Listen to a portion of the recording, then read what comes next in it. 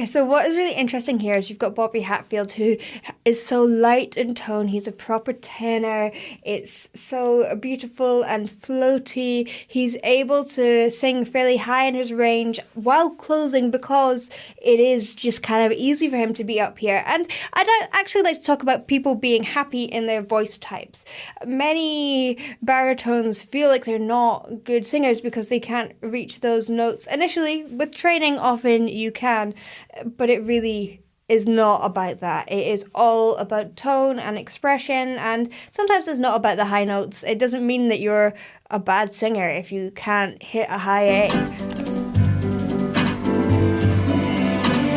Time. Bit croony.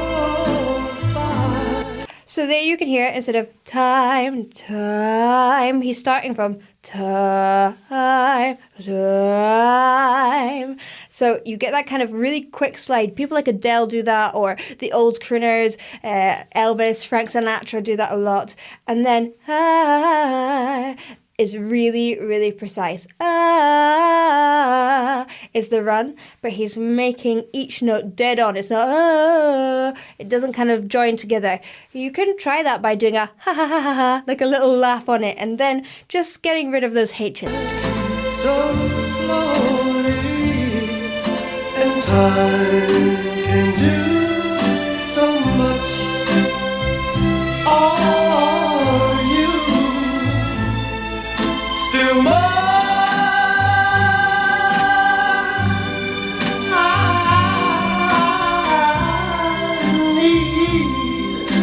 Your love, I need your love.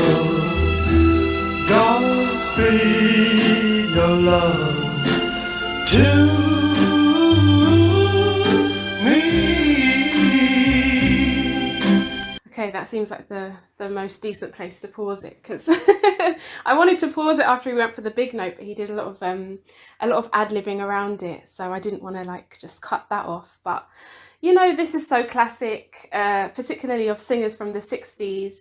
They just kind of stood there and let the voice do the talking, and you just know that the training that went into like molding these artists into basically a different caliber to what you usually see now. It was, you know, it was a lot, so you couldn't really afford to be rubbish. You at least had to be a good musician if you couldn't sing very well. But his voice just speaks for itself, let's face it. It's very smooth. He's got no sort of gravel to it, which I love a bit of gravel, but you know, he doesn't need it, especially for a song like this. He seems to be emoting through his ad-libs, so through his runs. And they're very sort of like meandering and slurring. The notes are sort of slurring into each other. And, you know, he's singing in a very soul music style. But how can I put this? Well, this is called Blue-Eyed Soul, isn't it? So he's obviously like inspired by the black soul artists of the day. But a lot of them came from more gospel-y backgrounds.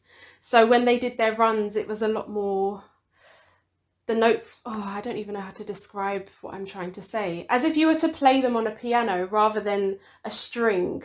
The notes were very separate and quickly ran into each other, whereas he's sort of slurring them. So what he's doing is he's making it work for his voice. So maybe that wasn't a very clear example, but he's definitely got the soul. I'm loving it. Lonely rivers flow to the sea, to the open arms. The strings are not breaking the back. Lonely rivers. Why is nobody in the back vibing? They're just sitting all calm.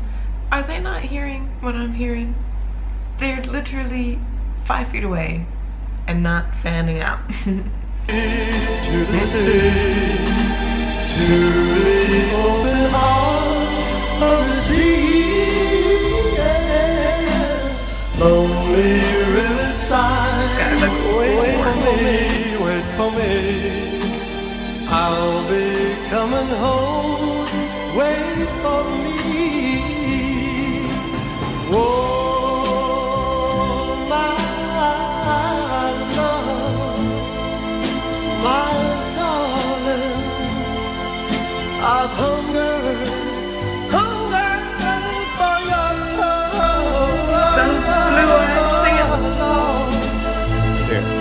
lonely time.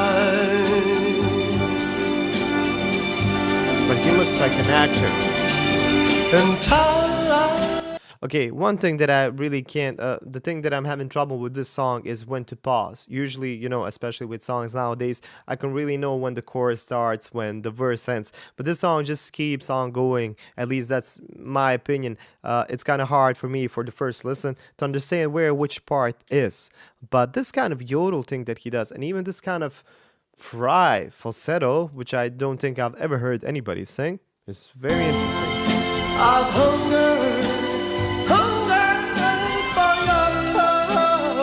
Yeah, so he's going into a falsetto, but he's basically trying to sing a mix there, and it produces this kind of yodely sound. It's not bad by any means, but it's just a bit weird for me. I haven't listened to this kind of singing before. My darling, It's interesting. I've hungered Here, for your love. but it's correct. It's amazing. Very interesting. Lonely time. Fried falsetto. Fried falsetto. That's how I would call it. But it's a way And of time I can't wait for the big nose coming up. goes by so slowly, and time can do so much. Are you still mine? A little wider in this one. So that wider mouth makes it a little more direct. So if you hear here, as opposed to it gives a warmer tone on just makes it a bit more forward placed, a little bit more resonance, or it boosts the higher parts, the higher harmonics in there.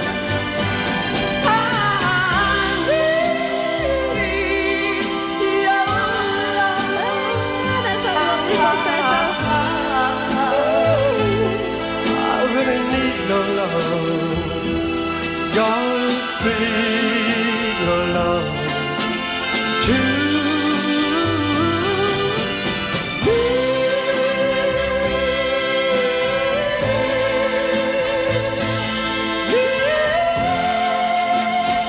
It's so resonant on these high notes.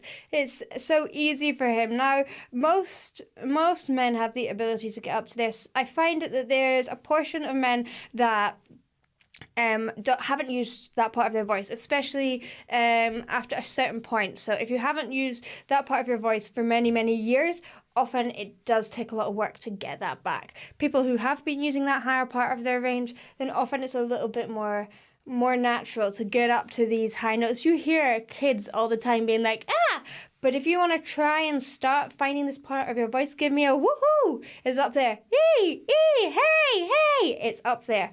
And you know, you'll be surprised. Many, many people can sing this high who don't think they can.